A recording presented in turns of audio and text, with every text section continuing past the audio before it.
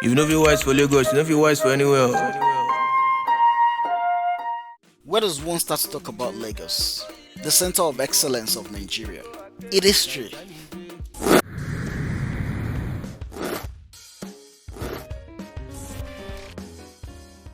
The region, today known as Lagos, originally lied south of Oyo Empire, east of Benin Empire, and west of Dahomey Empire.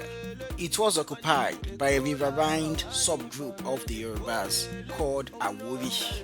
They were led by a man known as Oloye Olofi. At this time, they called the land Oko. In 1472, a Portuguese explorer by the name Rio de Segura visited the area and named it Lagos after the popular maritime town in Portugal called Lagos.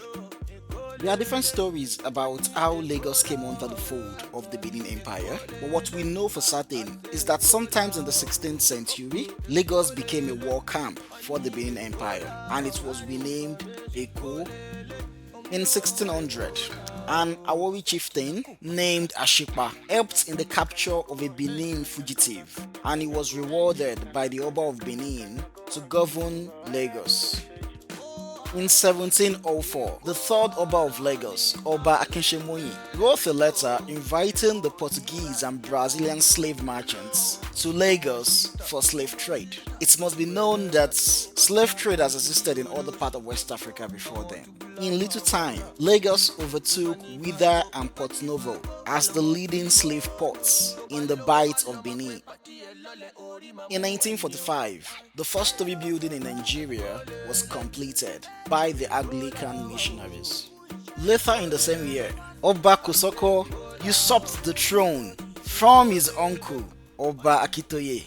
The cosmopolitan nature of Lagos became further enhanced when thousands of Afro-Brazilians and formerly enslaved people from Sierra Leone, popularly called Saro, returned back to Lagos after freedom from slavery.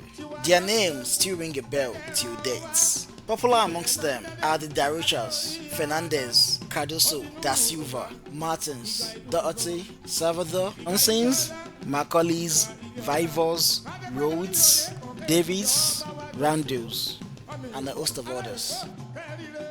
In 1851, the British demanded for an immediate end of slave trade. From Oba Kosoko, he rejected, and this led to the popular war known as the Bombardment of Lagos. After which Oba Kosoko was dethroned and his uncle Oba Akitoye replaced him once again. In 1952, Oba Akitoye signed a treaty between Lagos and the Great Britain abolishing slave trade. In 1953, the first church in Lagos, St. Peter's Church, Faji, was built. In 1859, the first secondary school in Nigeria, CMS Grammar School, was built, and Babington Macaulay, the father of Herbert Macaulay, was the first principal. Later in the same year, Oba Dosumu provided the land to the colonial authority to build a race course. It is on this same land, 100 years later, that Sir Tafawa Balewa would give the infamous Independence Day speech, and the land would later be renamed as Tafawa Balewa Square. During the second reign of Oba Akitoye and Oba Dosumu, Lagos had stopped paying tribute to Benin. There was little Oba of Benin could do. Lagos was more influential now. In 1862, Lagos was officially declared a colony of Great Britain. 1886, the phone cables connecting Lagos to London was completed. By 1887, the remainder of modern-day Nigeria was seized by Great Britain. However, there was still struggle within the Sokoto Caliphate and the Benin Empire. In 1892, the doors of Shitabe Mosque, the first official mosque in Lagos, were opened. It was built by a Sierra Leonean-born Nigerian named Muhammad Shitabe, aka Uluwo Kupa. In 1895, there was a major protest in Lagos due to housing and land tax. Later in the same year, the Twin Towers was completed. It served as a seat of power for the colonial government and was the center of attraction on Broad Street. As a huge fan of historic architecture, it is sad to see the current state of the Twin Towers. In 1898, electric street lighting was introduced to the streets of Lagos. In 1901, the first of the three bridges connecting mainland to island was built. It was named Carter Bridge after the first governor of the colony of Lagos, Sir Gilbert Carter. It connected Idumota on Lagos Island to Ido on the mainland. This bridge would later be rebuilt by the Nigerian government in the 1970s. In 1906, Lagos was officially amalgamated with the Protectorate of Southern Nigeria.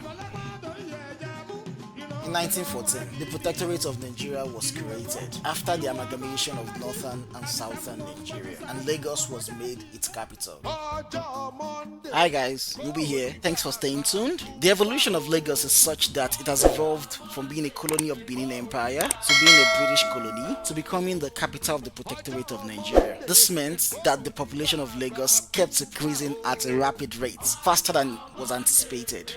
In 1924, a bubonic plague broke out and lasted about 7 years. Sanitary conditions were responsible for the outbreak of the plague. The plague was responsible for almost 2,000 deaths.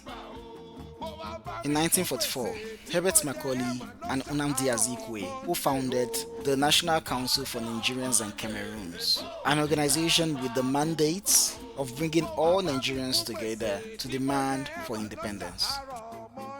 In 1950, a young lawyer by the name of Obafemi Awolowo founded a group called Action Group, demanding for immediate self-government in Lagos and Nigeria at large. In 1960, Nigeria gained independence and Lagos was made its official capital. The population of Lagos was at this time about 100,000. In 1967, Lagos State was created and Ikeja was made its capital. By 1976, Lagos State's population had grown from an initial 100,000 to over 3 million people. People moved in from all over the country seeking job opportunities, education, and improved lifestyle. It became clear to the federal government at this time that Lagos would no longer be suitable as the capital of Nigeria. The military government of General Murtala Muhammad started making plans to move the capital of Nigeria to a more suitable place. In 1991, the capital of Nigeria was officially relocated from Lagos to Abuja. I go Lagos, I go get money, I go change my life.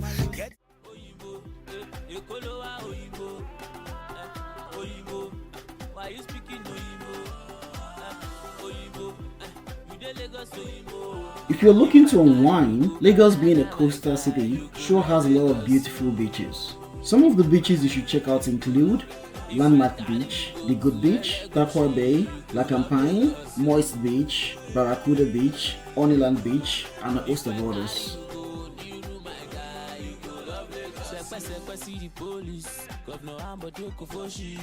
Lagos also happens to be the confluence for Nigerians' art, music, and culture.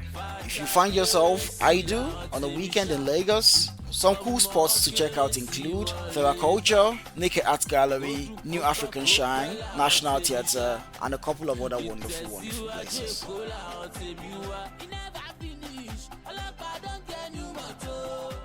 And if it is nature and history that does it for you, do check out one of the longest canopy walks in Africa at the Lekki Conservative Center or the historic Freedom Park, which used to be a colonial prison. Please do remember to comment, like, subscribe, and turn on your notification bell. Thank you. See you later.